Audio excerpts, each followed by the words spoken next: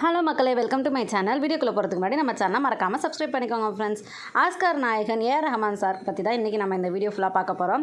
Actually கடந்த சில நாட்களாகவே சினி ஃபீல்டில் நிறைய ஃபேமிலிஸ் வந்து டிவோர்ஸ், நம்ம பிரபலமாக பார்த்துட்டு இருக்க எல்லாருமே வந்து டிவோர்ஸ்னு சொல்லி ஒரு அதிர்ச்சியை நமக்கு கொடுத்துருப்பாங்க. ஸோ அந்த வகையில் நம்ம ஏஆர் ரஹ்மான் சாரும் வந்துட்டாங்கன்னு நினைக்கிறப்ப ரொம்பவே மனசு வலிக்குதுங்க. இது கண்டிப்பாக ஹியூமன் பீயிங் எல்லாருக்குமே வந்து கண்டிப்பாக ஒரு ஷாக்கிங் நியூஸாக தான் இருக்கும். ஏன்னா அந்தளவு ஒரு 29 வருஷம் ஒரு வாழ்க்கையை வாழணுங்கிறது சாதாரண விஷயம் கிடையாது. அவங்க ஃபேமிலியில் என்ன வேணாலும் பிரச்சனை இருந்துட்டு போட்டுங்க. அது எதுக்காக இவ்வளோ தூரம் பேசுகிறாங்க, ஒருத்தவங்க மேலே பழி சொல்கிறதுக்காக இவ்வளோ தூரமாக பேசணும் அப்படின்னு நம்ம எல்லாருமே சிந்திக்கணும்.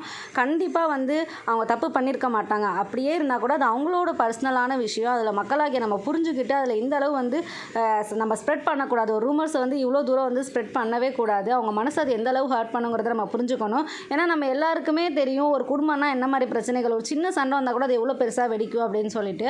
அதுக்காக அவங்க வந்து இப்படி தான் அப்படிங்கிறது வந்து நம்மளே வந்து சொல்லிடக்கூடாது. மக்களாகிய நம்ம கண்டிப்பாக இந்த விஷயத்தை புரிஞ்சுக்குவோம். கொஞ்ச நாளைக்கு முன்னாடி சென்னையில் ஒரு குழந்தை மேலேருந்து கீழே விழுந்துச்சு.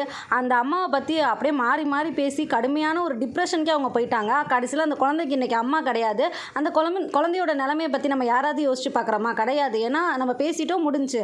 ஸோ அந்த மாதிரி யாரோட ஃபேமிலி பற்றி தப்பாக பேசாதீங்க. கண்டிப்பாக மக்களாகிய நாங்கள் புரிஞ்சுக்குவோம். AR Rahman sir, we always support you.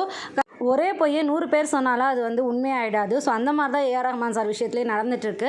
இந்த கடினமான சுச்சுவேஷனில் நீங்கள் ரொம்ப ஈஸியாக கடந்து வரணும்னு சொல்லி நாங்கள் எல்லாருமே இறைவன்ட்ட உங்களுக்காக பிரார்த்தனை செஞ்சுக்கிறோம் சார். நீங்கள் கண்டிப்பாக சினி ஃபீல்டில் ஜெயித்த மாதிரி உங்கள் லைஃப்லேயே நீங்கள் ஜெயிச்சு இவங்க எல்லார் முகத்துலையுமே கறி பூசணும். Thank you all.